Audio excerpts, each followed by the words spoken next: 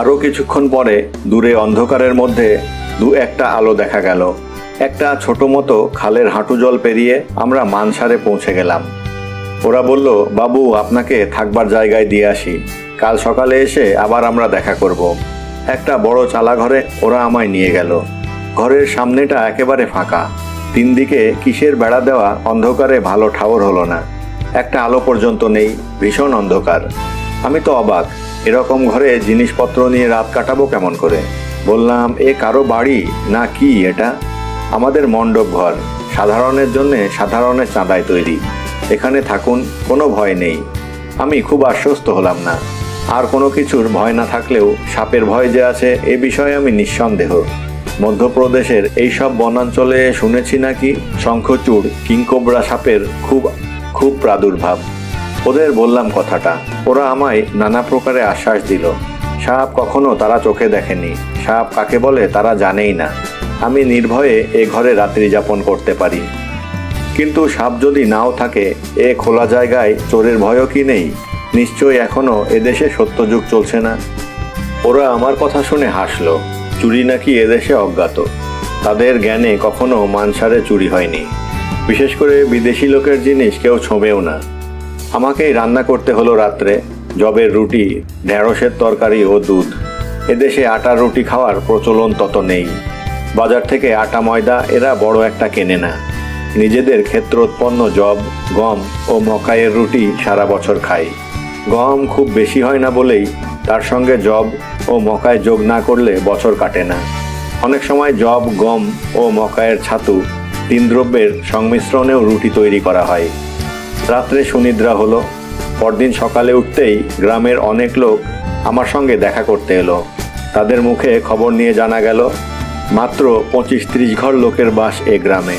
প্রধান উপজীবিকা চাষ ও লাক্ষা সংগ্রহ। লাক্ষা কীট পোষা ও সংগ্রহ করে মাড়োয়ারি মহাজনদের কাছে বিক্রি করা সারা উড়িষ্যা, ছোটনাগপুর ও মধ্যপ্রদেশের একটি প্রধান কুটির বাণিজ্য। আকাশের দিকে চেয়ে প্রমাদ গুনলাম। আবার ভয়ঙ্কর মেঘ জমা হয়েছে। বর্ষা দেখছি নামলো কালকের মতো। এই বর্ষার মধ্যে এই আশ্রয় ছেড়ে রওনা হব কিনা ভাবতে ভাবতে বৃষ্টি নামলো সত্যিই। প্রথমে ফোঁটা ফোঁটা, তারপর মুষলধারায়, সঙ্গে সঙ্গে ঝড়। সেই সময়টা আমার ঘরে কেউ নেই, সবাই গল্প করে উঠে গিয়েছে। একটি বালক ভিজতে ভিজতে এক বাটি দুধ নিয়ে এলো আমার জন্যে। আমি তাকে বললাম, চা পাওয়া যায় না এখানে?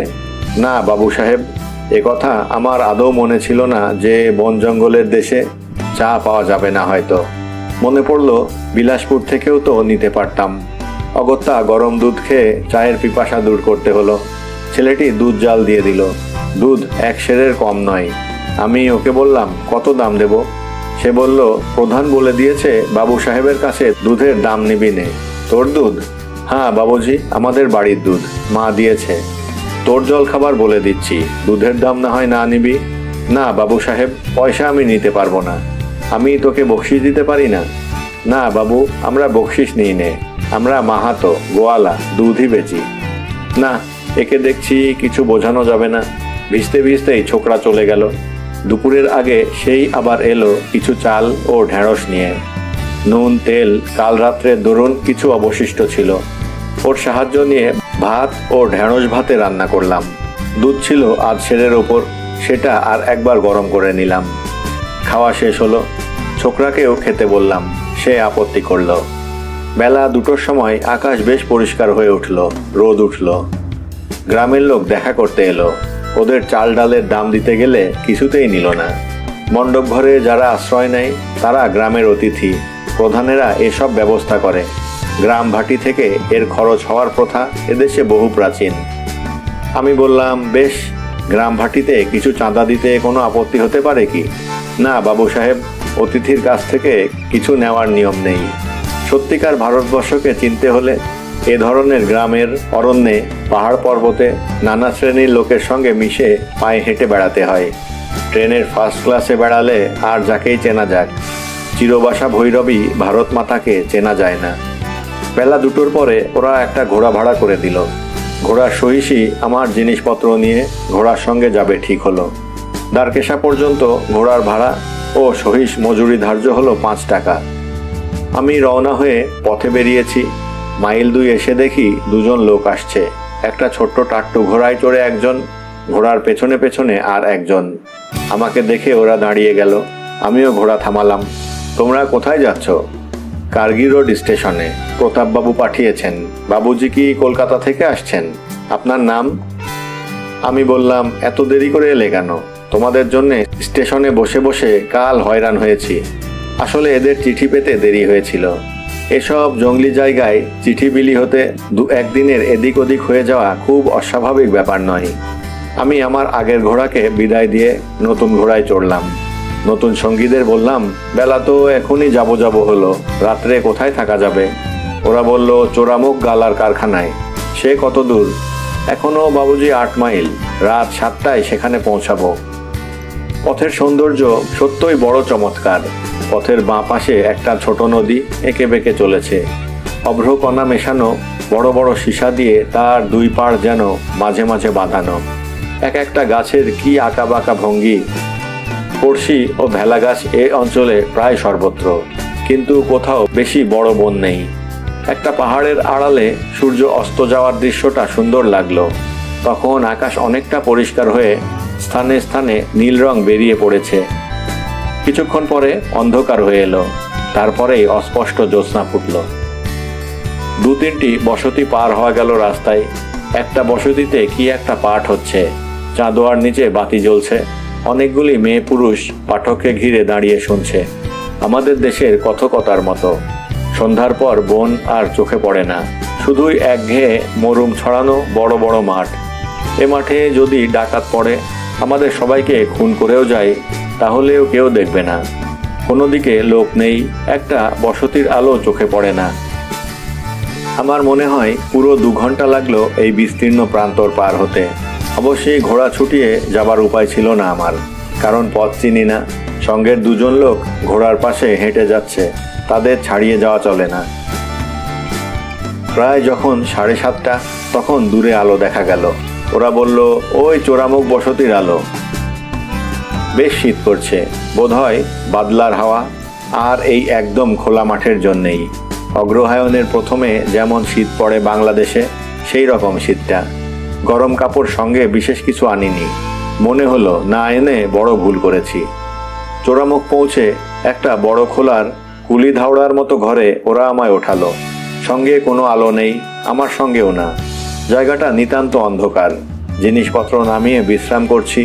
এমন সময় আমার নজরে পড়ল ঘরটার সামনের রাস্তা দিয়ে বাঙালি ধরনের ধুতি কামিজ পরা একজন লোক যাচ্ছে। কিন্তু অস্পষ্ট জ্যোৎস্নার আলোয় ঠিক চিনতে পারলাম না লোকটি বাঙালি কিনা। আমি ওদের বললাম, এখানে দোকান আছে তো? হ্যাঁ বাবু, ছোট একটা বাজার আছে, সব পাওয়া যায়। ওদের পয়সা দিলাম চাল ইত্যাদি কিনে আনতে। মোমবাতি যদি পাওয়া যায় তাও আনতে বলে দিলাম। আমি অন্ধকারে বসে আছি চুপ করে। প্রায় 20 মিনিট পরে দেখি আগের সেই বাঙালি পোশাক পরা লোকটি সামনের রাস্তা দিয়ে যেদিক থেকে এসেছিল সেদিকে যাচ্ছে। 2-1 বার ডেকে জিজ্ঞেস করবার ইচ্ছে হলেও শেষ পর্যন্ত চুপ করেই রইলাম। তারপর আমার লোক দুটি জিনিসপত্র নিয়ে ফিরে এলো। ওরা মোমবাতি পায়নি, কিন্তু মহুয়ার তেল ও মাটির প্রদীপ কিনে এনেছে। দড়ি দিয়ে সলতে করে মাটির প্রদীপই জ্বালানো গেল। পাথর কুড়িয়ে এনে উনুন করে ঘরের এক কোণে রান্না চড়িয়েছি ওদের সাহায্যে। ভাত প্রায় নামে নামে। এমন সময় পেছন থেকে কে পরিষ্কার বাংলায় বলে উঠল, মশাই কি বাঙালি? পেছন দিকে চেয়ে দেখি সেই বাঙালি পোশাক পরা লোকটি।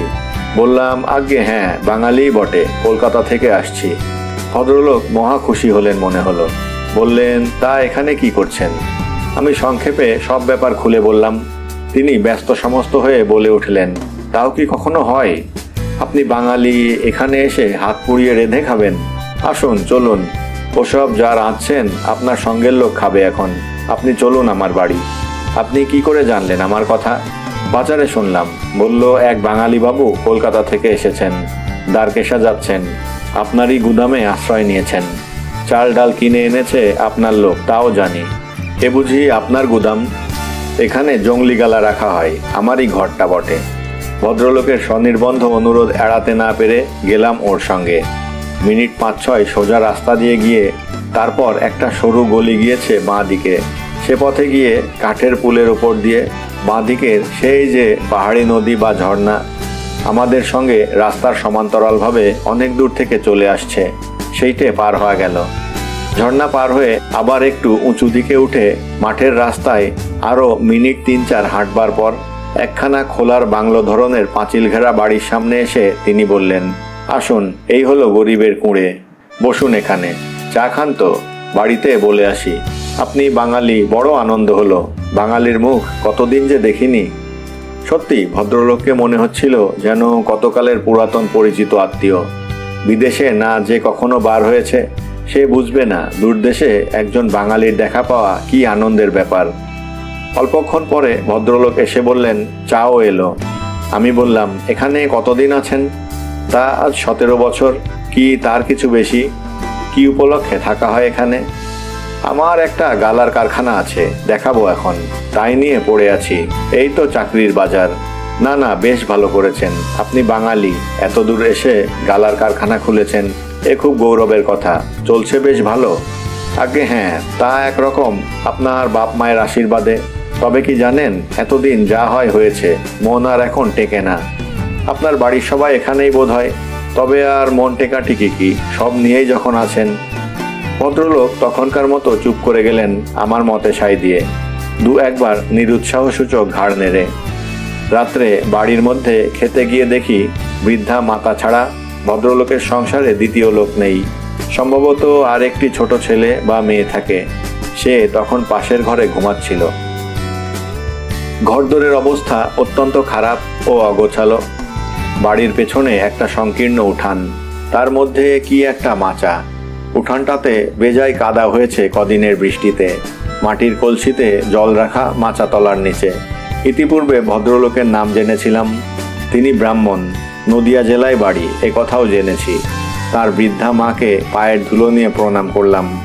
খাওয়ার আয়োজন বিশেষ কিছু নয়, মোটা চালের ভাত, ডাল ও ঢেঁড়সের তরকারি, বড়ি ভাজা। এদেশে কোনো তরি তরকারি বা মাছ বড় একটা মেলে না, ঢেঁড়স ও টমেটো ছাড়া। খাওয়া দাওয়ার বড় কষ্ট। এসব কথা শুনলাম ভদ্রলোকের কাছেই। খাওয়ার পরে যেতে উদ্যত হলাম। ভদ্রলোক অবাক হয়ে বললেন, কোথায় যাবেন? সেই খোলা গুদামে? আপনি বেশ লোক তো, এখানে আপনাকে রাত্রে একটু জায়গা দিতে পারবো না বুঝি? রাত্রে শোবার আগে ওর অনেক কথাই বললেন আমার কাছে। ভদ্রলোকের দুবার স্ত্রী বিয়োগ হয়েছে, এই বয়সে সংসার শূন্য, একটি মাত্র 8 বছরের ছেলে আছে। বৃদ্ধা মায়ের কষ্ট আর চোখে দেখা যায় না। নিজের বয়স হয়েছে 35 মাত্র। ভদ্রলোকের মন বুঝে বললাম, আপনার বিবাহ করা উচিত পুনরায়। ভদ্রলোক ঘাড় নেড়ে বললেন, তা মশাই হয় কি করে? এখানে থেকে কোনো যোগাযোগ করা অসম্ভব। কেন? সন্ধান পায় কোথা থেকে বলুন? বাঙালির মুখই দেখিনে, সেই তো হয়েছে মুশকিল। কিছুক্ষণ এ কথা ও কথার পর ভদ্রলোক বললেন, আপনি কতদিন এদেশে থাকবেন? কতদিন আর, দিন 20 কি 1 মাস। ফিরে গিয়ে দয়া করে যদি একটি মেয়ের সন্ধান করে দেন তবে বড়ই। এই দেখুন, বুড়ো মা একা সংসারের সব খাটুনি খাটেন, তারপর ছেলেটির যত্ন করা, তাও তেমন হয় না। সংসারের কত দিক একা দেখব বলুন? বেশ বেশ, আমি ফিরে গিয়ে নিশ্চয়ই চেষ্টা করব। আমরা ভট্টাচার্যি, রাঢ়ী শ্রেণী। আগের বিয়ে কোথায় করেছিলাম সে ঠিকানাও আপনাকে দিচ্ছি। যারা মেয়ে দেবেন তারা সন্ধান নিয়ে দেখতে পারেন, বংশে কোনো খুঁত নেই আমাদের। সকালে উঠে আমাকে তিনি গালার কারখানায় নিয়ে গেলেন। বড় বড় মাটির গামলায় বোধহয় গালা ভিজানো আছে। চামড়ার কারখানার মতোই ভীষণ দুর্গন্ধ আর ভারী অপরিষ্কার সমস্ত জায়গাটা। খুব বড় খোলার ঘর, লম্বা ধরনের। যে গুদামটাতে রাত্রে ছিলাম ঠিক তেমনি ধরনের, কুলি ধাওড়ার মতো সেই ঘরটা। বললাম, গালা কোথা থেকে কেনেন? জঙ্গলি গালা গোঁড় মেয়েরা বিক্রি করতে আসে, তাই কিনি। এখানে আরও 2টো কারখানা আছে মারোয়ারিদের। কীরকম আয় হয় কারখানা থেকে যদি কিছু মনে না করেন? মনে করব কেন বলুন? তা মাসে গড়ে 100-150 টাকা দাঁড়ায়, খরচ খরচা সব পুষিয়ে। তবে আরও বাড়াতাম, কিন্তু কাজে মন লাগছে না মশাই। নিতান্ত খারাপ আয় নয়। একজন বাঙালি ভদ্রলোক এত দূরে এসে স্বাধীন ব্যবসা চালাচ্ছেন, মারোয়ারি বণিকদের সঙ্গে প্রতিযোগিতা করে, কেরানিগিরি না করে। এতে আনন্দ হবার কথা বটে। আমি তাকে বোঝালাম অনেক, নিরুৎসাহ হওয়ার কারণ নেই, সব ঠিক হয়ে যাবে। তিনি ব্যবসা যেন না ছাড়েন। সকালে চা খেয়ে ওদের কাছ থেকে বিদায় নিলাম। ভদ্রলোক আমার সঙ্গে কিছু দূর পর্যন্ত এলেন।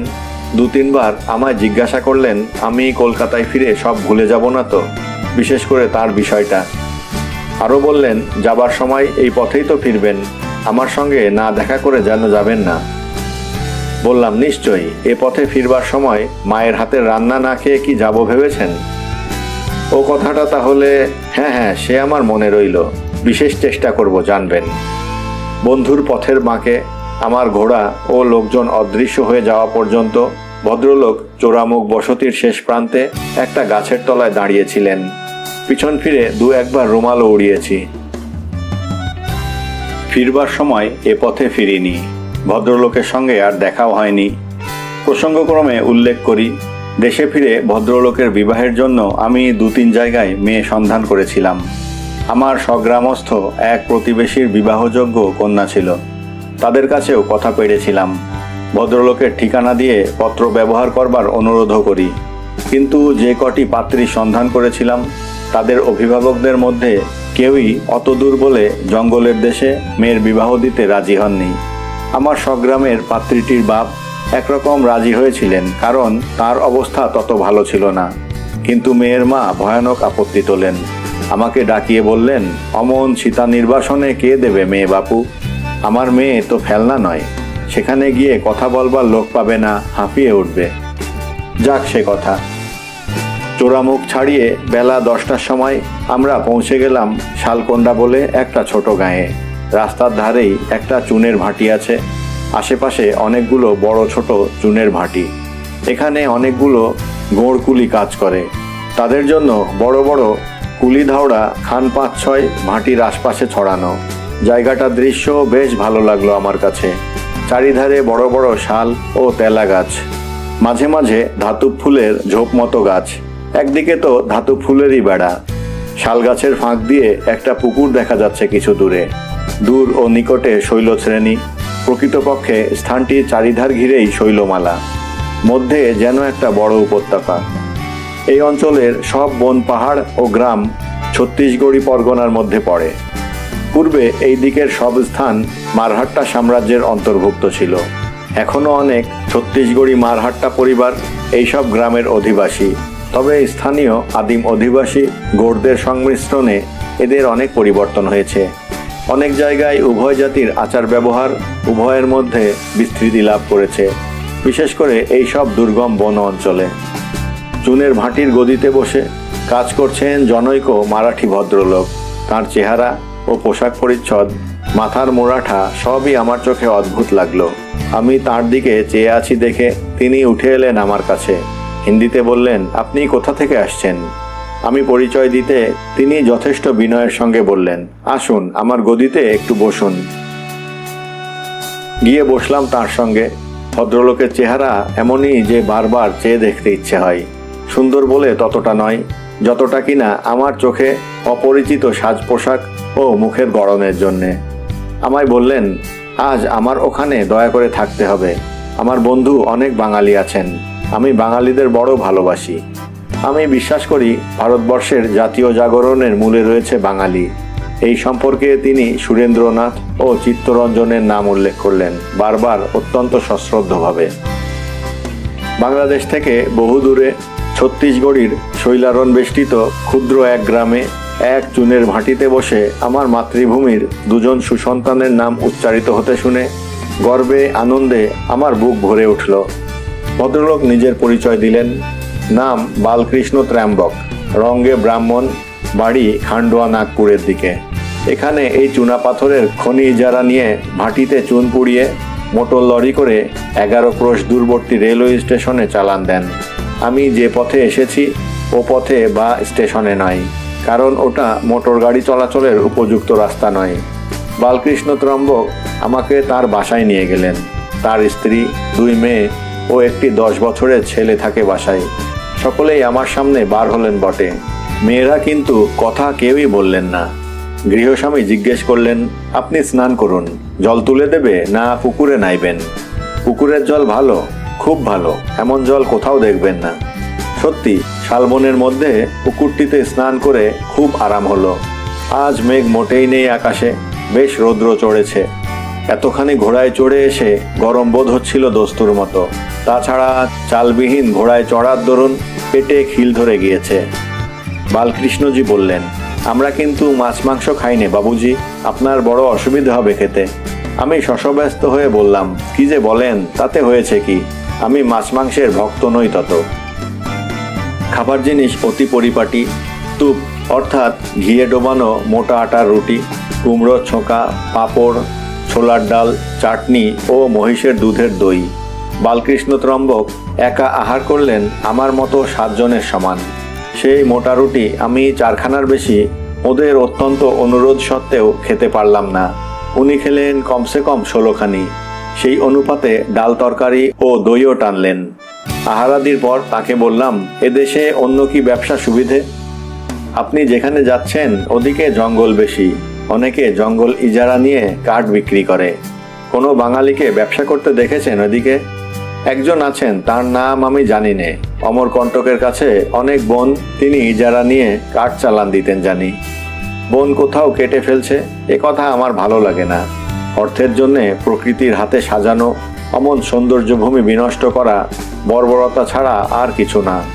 এমন একদিন আসবে যেদিন লোকে এ ভুল বুঝতে পারবে, কিন্তু অরণ্য সৌন্দর্য তখন পৃথিবীতে কোথাও অবশিষ্ট থাকবে কিনা কে জানে। এখান থেকে দ্বারকেশা মাত্র 10 মাইল, সন্ধ্যার মধ্যে সেখানে পৌঁছানো যাবে। আমি আমার সঙ্গীদের বললাম, কার্গি রোড থেকে মোটে 32 মাইল শুনেছিলাম দ্বারকেশা, এ তো তার অনেক বেশি হয়ে গেল। ওরা বলল, বাবু 40 মাইলের ওপর ছাড়া কম হবে না। তবুও আপনাকে আমরা খানিকটা সোজা পথ দিয়ে এনেছি, আসল পথটা ঘুরানো, কিন্তু এর চেয়ে ভালো। শালকোন্ডা চুনের ভাটি ছাড়িয়ে জমি ক্রমশ নিচু হয়ে গেল। যখনই এমন হয় তখনই আমি জানি এবার নিশ্চয়ই কোনো নদী আছে সামনে। হলেও তাই, একটা খরস্রোতা পাহাড়ি নদী পড়ল সামনে, তার নামও শালকোন্ডা। নদীর ওপর কাঠের গুঁড়ি ফেলে দিয়ে পুল তৈরি করা, তার ওপর দিয়ে ঘোরা যাবে না, অথচ নদীর বেগ দেখে মনে হলো না জানি গভীরতা বা কতটা। ঘোড়া নামিয়ে দিলাম, দেখি ক্রমশ জল বাড়ছে। ক্রমে আমার এমন অবস্থা হলো, রেকাব থেকে পা তুলে পা দুখানা মুড়ে জিনের দুপাশে নিয়ে এলাম। তখনও জল বাড়ছে। পার্বত্য নদীতে বৃষ্টি নামলেই আর দেখতে হবে না কোথা থেকে যে জল বাড়বে। জিনে পর্যন্ত জল ঠেকিয়ে তখন ঘোড়া দেখি আর একটু উঁচু জায়গায় পা ফেলে। ডাঙায় উঠে এমন গা ঝাড়া দিয়ে উঠল বুনো ঘোড়াটা যে আমায় শুদ্ধ জিন শুদ্ধ ফেলে দিয়েছিল আর কি। যে ঘোড়ার চাল থাকে না, সে ঘোড়ার আদব কায়দা কখনোই সুমার্জিত ও ভদ্রতা সঙ্গত হয় না, এ আমি বহুদিন থেকে দেখে আসছি। এই 10 মাইলের শোভা কিছুই নেই, তবে এক চক্রবাল থেকে অন্য চক্রবাল পর্যন্ত বিস্তীর্ণ উঁচু নিচু মরুম কাকরের ডাঙার যদি কারোর কাছে মূল্য থাকে, সে হিসেবে এ অঞ্চলের তুলনা নেই। শুধু স্পেস যাদের ভালো লাগে, জনহীন মুক্ত স্পেস, তাদের কাছে এমন স্থান হঠাৎ কোথাও মিলবে না। পৃথিবীর মুক্ত রূপের মোহনীয় সৌন্দর্যে এই স্থান সত্যি অতুলনীয়। তবে অনেকে এর মধ্যে গাছপালা হয়তো দেখতে চায়, হয়তো ভাবে এতটা ফাঁকা কেন রে বাপু, মাঝে মাঝে 2-10টা শালঝোপ থাকলে এমন কি বা মন্দ হতো। কিংবা যদি থাকতো মাঝে মাঝে শিমুল গাছ বা রক্তপলাশ, তবে ফাল্গুন মাসে প্রথমে ফুল ফুটলে এই অঞ্চল হয়ে উঠত মায়াময় পরিরাজ্য। এইসব ভাবতে ভাবতে বেলা প্রায় পড়ে গেল, রোদ রাঙা হয়ে এসেছে। সেই সময় অপূর্ব দৃশ্য। হঠাৎ আমি ঘোড়া থামিয়ে দাঁড়িয়ে পড়লাম। বহু দূরে পশ্চিম দিকচক্রবালের অনেকটা জুড়ে কালো বনরেখা দেখা দিয়েছে। রেখা ক্রমে স্পষ্টতর হয়ে উঠল। তখন বেলা নেই, সন্ধ্যার অন্ধকার নামল। আমার সঙ্গীদের জিজ্ঞেস করলাম, ওই কি দ্বারকেশা? ওরা বলল, বন আরও অনেক দূরে, দ্বারকেশা আর বেশি দূর নেই। একটা ছোট পাহাড়ের আড়ালে অনেকগুলো ঘর বাড়ি দেখা গেল। এতক্ষণ আমি লক্ষ্য করিনি। ওরা বলল, ওই দ্বারকেশা। আমার বন্ধুটি এখানে কন্ট্রাক্টরি করেন, 2 পয়সা হাতে যে না করেছেন এমন নয়। অনেকদিন পরে একজন বাঙালি বন্ধু পেয়ে তিনি খুব খুশি। আমি রোজ সকালে উঠে বনের দিকে বেড়াতে যাই, কখনো ফিরি দুপুরে, কোনোদিন সন্ধ্যাবেলা। বন্ধু বললেন, বনে যখন তখন অমন যেও না, বড্ড জন্তু জানোয়ারের ভয়। কি জন্তু? ভালুক তো আছেই, বাঘ আছে, বুনো কুকুর আছে। দ্বারকেশা একটা ছোট বসতি। এর পশ্চিম দিকে চক্রবাল জুড়ে অরণ্যরেখা ও শৈলশ্রেণী। গ্রাম থেকে বনের দূরত্ব 2 মাইলের বেশি নয়, কিন্তু বন এখানে কোনাকুনিভাবে বিস্তৃত। উত্তর পশ্চিম কোণ থেকে দক্ষিণ পশ্চিম কোণের দিকে চলে গেল লম্বা টানা বনরেখা। যে জায়গাটা খুব নিকটে এসে পড়েছে সেইটি 2 মাইল। বনের মধ্যে ছোট বড় চুনা পাথরের টিলা ও অনুচ্চ শিলাশৃঙ্গ। এই বন তেমন নিবিড় নয়, এক ধরনের শুভ্র কাণ্ড বনস্পতি জাতীয় বৃক্ষ এই বনে আমি প্রথম দেখি। এর গুঁড়ি ও ডালপালা দেখলে মনে হবে কে যেন গাছের গায়ে কঙ্কের কাজ করেছে, চকচকে সাদা। গুঁড়ির গায়ে হাত দিলে হাতে খড়ির গুঁড়োর মতো এক প্রকার সাদা গুঁড়ো লেগে যায়, মুখে মাখলে পাউডারের কাজ করে। এই গাছের নাম রেখেছিলাম শিব গাছ। দ্বারকেশা একটা উঁচু পাথুরে ডাঙার ওপর। 3 দিক থেকে ডাঙাটা নিচু হয়ে সমতল জমির সঙ্গে মিশেছে। ছোট একটা পাহাড়ি ঝর্ণা ডাঙার নিচে বয়ে যাচ্ছে ঝিরঝির করে। ঝর্ণায় দুধারে ছোট ছোট গাছ ও এক প্রকারের লতার ফুল। এখানে ছত্রিশগড়ি রাজপুত অধিবাসীদের মধ্যে একজন ব্যবসায়ী আছে। সে আমার বন্ধুর অধীনে কাঠ যোগানের কাজ করেছিল অনেকদিন। লোকটার নাম মাধোলাল। আমি তার সঙ্গে অনেক সময় বসে বসে তাদের দেশ সম্বন্ধে গল্প করতাম। মাধোলাল একদিন আমায় তার বাড়িতে আমন্ত্রণ করলো। খাওয়ালো মোটা মোটা জবের আটার রুটি, উচ্ছে ভাজা ও লঙ্কার আচার। এদেশে নিমন্ত্রিত ব্যক্তিকে ভালো মন্দ খাওয়ানো উচিত বলে আদৌ ভাবে না, যা হয় খাওয়ালেই হলো। মাধোলালের বাড়ি খেয়ে আমার পেট ভরল না। রুটি দিয়ে উচ্ছে ভাজা কখনো খাইনি। সুখাদ্যের তালিকার মধ্যে অন্তত আমি এই অদ্ভুত সংমিশ্রণের নাম করতে পারি নে। শেষকালে এলো যে জিনিসটা, তাকে আমি নাম দিয়েছি গমের পায়েস। কাঁচা গমের ছাতুর সঙ্গে দুধ আর ভেলিগুড় গুলে এই জিনিসটি তৈরি, তার সঙ্গে মেথি বাটা ও হিং মিশানো। বাঙালির মুখে অখাদ্য। খাওয়ার পরে মাধোলাল আমার কাছে এক অদ্ভুত প্রস্তাব করল।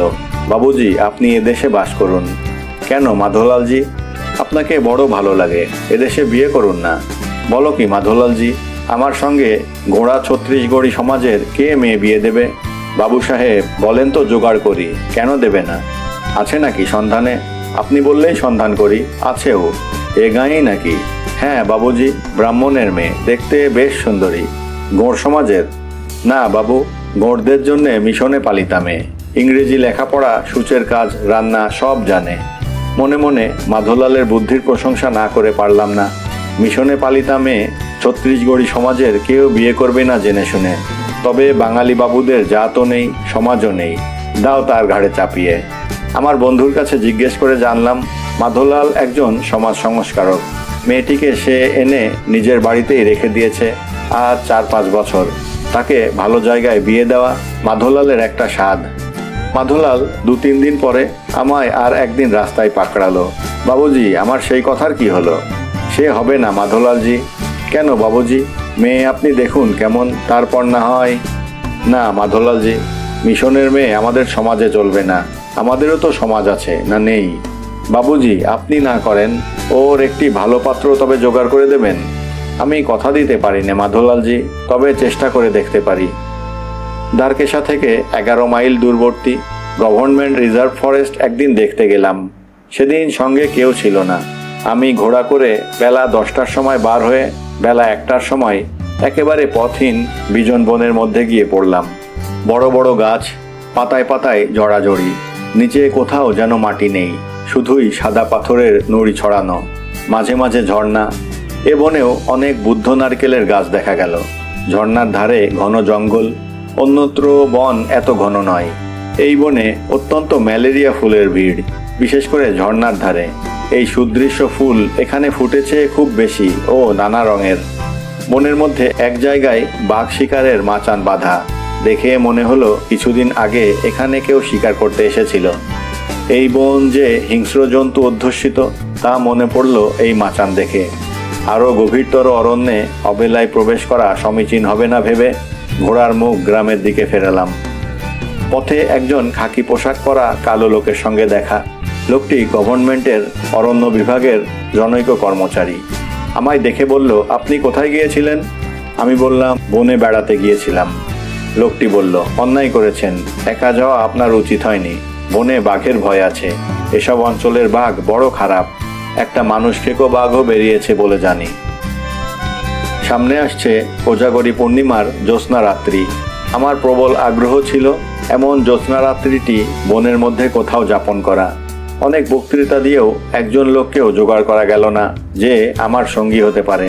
কারণ মানুষ খেকো বাঘের কথা কানে শুনে সেখানে একা যেতে চাইব এমন সাহস আমার ছিল না। অবশেষে দ্বারকেশার পূর্ব প্রান্তে একটা ছোট পাহাড়ের ওপর সে রাত্রে খানিকক্ষণ বসে থেকে আমার স্বাদ খানিকটা মিটল। আমার সঙ্গে গ্রামের 2-3 জন লোকের মধ্যে মাধোলালও ছিল। মাধোলাল এই অরণ্য অঞ্চল সম্বন্ধে অনেক তথ্য জানে। আমায় বলল, বাবু সাহেব, আমার কোথাও যেতে ভালো লাগে না। কেন মাধোজি? মন হাঁপিয়ে ওঠে, মনে হয় সব চাপা। বনের মধ্যে গিয়েছো রাত্রে? অনেকবার বাবুজি। আমার এক বন্ধু ভালো শিকারী ছিল, সে বনে মাচান বাঁধল বাঘ শিকার করবার জন্যে। অনেকদিন আগের কথা।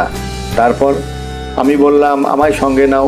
সে প্রথমে কিছুতেই রাজি হয় না, তারপর রাজি হলো একটা শর্তে। বলল, মাচানে তোমায় বেঁধে রাখা হবে। আমি তো অবাক, বেঁধে রাখা হবে কেন? সে বলল, যখন বাঘ আসবে তখন তুমি এমন লাফঝাপ মারবে ভয়ে যে মাচান থেকে পড়ে যেতে পারো, হয়তো আমায়ও বিপদগ্রস্ত করতে পারো। আমি রাগ করলাম বটে মনে মনে, কিন্তু রাজি হয়ে গেলাম। বেঁধে রাখলো নাকি? মাচানের খুঁটি আর গাছের গড়ির সঙ্গে দড়ি দিয়ে কষে বেঁধে রাখলো। পরে বুঝেছিলাম এই বেঁধে রাখবার জন্যেই সেদিন আমার আর আমার বন্ধুর প্রাণ রক্ষা হয়েছিল। রাত বেশি হলো, মাচার ওপর আমরা মাত্র 2 জন। এই যে বন দেখছেন, এই বনেরই ব্যাপার। তবে তখন আরো ঘন ছিল। এখন ইজারাদারেরা কেটে কেটে অনেক সাবার করে দিয়েছে। অনেক রাত্রে বাঘ এলো, প্রকাণ্ড ম্যান ইটার। আমার বন্ধু বলল, গুলি করো। আমি জীবনে তখন বন মুরগি ছাড়া কোনো বড় জন্তু মারিনি, আর বুনো বাঘ কখনো দেখিও নি। তার গর্জন শুনে আর চেহারা দেখে আমার হাত পা কাঁপতে লাগলো। বন্দুক হাত থেকে পড়ে যায় আর কি। তারপর সেই বাঘ যখন আমার বন্ধুর গুলি খেয়ে লাফ মেরে ভীষণ হাঁক দিয়ে দিয়ে সামনে উঠতে গেল, আমি মাচানের পেছন দিয়ে লাফ দিয়ে মাটিতে পড়বার চেষ্টা করলাম। আমার তখন জ্ঞান নেই, বুদ্ধিশুদ্ধি লোপ পেয়েছে ভয়ে। 2-2বার বাঘ লাফ মারল, 2 সেকেন্ডের মধ্যে 2বার। আমি পেছন থেকে লাফ দিয়ে মাটিতে পড়বার চেষ্টা করলাম সেই 2 সেকেন্ডের মধ্যে। পারলাম না, শুধু গাছের সঙ্গে বাঁধা আছি বলে। তখন বন্ধু বলল, যদি তোমায় না বাঁধতাম বুঝেছো এখন কি হতো? বাঘ মারা পড়লো শেষ পর্যন্ত? না, সে রাত্রে সেটা পালালো। পরদিন সকালে 1 মাইল দূরে এক জায়গায় ঘাসের মধ্যে বসে আছে। তখন আবার গুলি করা হলো। বাঘ চার্জ করলো। তখন 2 ভুরুর মাঝখানে আর 1 গুলি। ওই হচ্ছে আসল জায়গা। যতক্ষণ ওখানে গুলি না লাগছে ততক্ষণ বাঘ বা কোনো জন্তু কাবু হবে না। অন্য যে কোনো জায়গায় গুলি লাগলে বাঘ জখম হতে পারে বটে, মরবে না। আমি জানতাম মাধোলাল বড় শিকারী না হলেও ইদানিং জানোয়ার মেরেছে অনেক। আমার বন্ধুর মুখেই ওর শিকারের অনেক গল্প শুনেছি। বললাম, আচ্ছা মাধোলালজি, অনেক বনে তো বেরিয়েছো, কখনো কোনো অদ্ভুত ধরনের জানোয়ার যার কথা কেউ জানে না এমন কিছু দেখেছ? আমার এই প্রশ্নের উদ্দেশ্য এমন সুন্দর জ্যোৎস্না রাত্রিতে এই বৃহৎ অরণ্যের প্রান্তে বসে মনে একটু রহস্য ও ভয়ের ভাব নিয়ে আসা। জীবনকে উপভোগ করবার একটা দিক হচ্ছে যে সময়ে যে রসের বা অনুভূতির আবির্ভাব প্রীতিকর, সে সময়ে সেটি মনে আনবার চেষ্টা করতে হবে। দূরে বনরেখা জ্যোৎস্নার আলোয় অস্পষ্ট দেখালেও টানা সোজা কোনাকুনি রেখাটি তেরচাভাবে দূর দিগন্তে যে কোন মায়ালোকের সীমা নির্দেশ করছে। আকাশচ্যুত জ্যোৎস্না রাত্রির দল যেন ওই বনের অন্তরালে দল পাকিয়ে থাকে। আর কত অজানা সৌন্দর্য, অজানা ভয়, অজানা বিপদের দেশ ওটা। আমার সামনে বড় একটা শিলাখণ্ড, তার গা ঘেঁষে একটা বাঁকা গাছ। গাছটার বড় বড় পাতা, অনেকটা পেঁপের পাতার মতো। পাথরখানার ওপর অনেকগুলো শুকনো পাতা ঝরেও পড়েছে।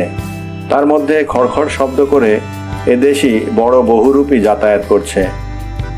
মাধোলাল আমার কথার উত্তরে বলল, না বাবুজি, তা কখনো দেখিনি। দেখো ভেবে, তোমার দেখে আশ্চর্য মনে হয়েছিল এমন কিছু। আমি ওকে ছাড়ছি নে, ও না বললে কি হবে? এমন সুন্দর জ্যোৎস্না রাত্রে ওর মুখে একটা অদ্ভুত ধরনের গল্প না শুনলেই চলবে না আমার। কিন্তু মাধোলাল অনেক আকাশ পাতাল ভেবেও কিছু বার করতে পারল না। অদ্ভুত জানোয়ার কিছু দেখেনি, তবে বাঘ 2-4টা মেরেছে, ভালুক, শুয়োরও, আর হরিণের তো কথাই নেই। বললাম, তবে মাধোলাল, আমার একটা আশ্চর্য গল্প শুনবে? মাধোলাল উৎসাহের সঙ্গে বলল, নিশ্চয়ই, বলুন। বানিয়ে বানিয়ে ওকে একটা খুব বড় ও অদ্ভুত ধরনের জানোয়ারের গল্প করলাম। আরাকান ইয়োমোর জঙ্গলে দেখেছিলাম। মাধবলাল বিশ্বাস করল। আমার উদ্দেশ্য খানিকটা ভয় ও রহস্যের সৃষ্টি করা। এই অরণ্য প্রান্তের এমন অপূর্ব পূর্ণিমা রাত্রিকে আরও নিবিড়ভাবে পাবার জন্যে। শীত করতে লাগলো। তখন রাত 12টার কম নয়। আমি ওকে বললাম, এ বন খুব বড়, রেওয়া এস্টেট পর্যন্ত চলে গিয়েছে, বেশি নয়, মাইল 22-23 এখান থেকে। ওদিকে অমরকণ্টক পর্যন্ত চলেছে। খুব বড় বন, বেশ দেখবার জায়গা না? সিনারি ভালো? সিনারি আপনারা কাকে বলেন বুঝি না, তবে এমন সব জায়গা আছে যেখানে গেলে আর বাড়ি ফিরে আসতে ইচ্ছে করে না, এখানেই থাকি মনে হয়। একটা জায়গার কথা বলি, পশ্চিম দক্ষিণ কোণে এই বনের একটা পাহাড়ের নাম ঘোড়াহাটির পাহাড়। দেখতে চান তো একদিন নিয়ে যাব। সাদা পাথরের পাহাড়টা, অনেকটা উঁচু, বড্ড কাঁটা গাছের জঙ্গল, আর পাথরের ফাটলে পাহাড়ি মৌমাছির চাক। গ্রামের লোকেরা ঘোড়াঘাটির পাহাড়ে মধু সংগ্রহ করতে যায় চৈত্র মাসে। সে সময় একরকম সাদা ফুল ফোটে, খুব বড় বড়, ভারী সুগন্ধ। ঘোড়াঘাটির পাহাড়ে ওই ফুলের গাছ অনেক, বেশ বড় গাছ। আপনি গিয়ে দেখবেন যাকে আপনারা সিনারি বলেন তা আছে কিনা। এখান থেকে কত দূর হবে? তা 13-14 মাইল হবে। ঘোড়াঘাটি পাহাড়ের গায়ে দুটো গুহা আছে। একটার মধ্যে একজন সাধু থাকতেন।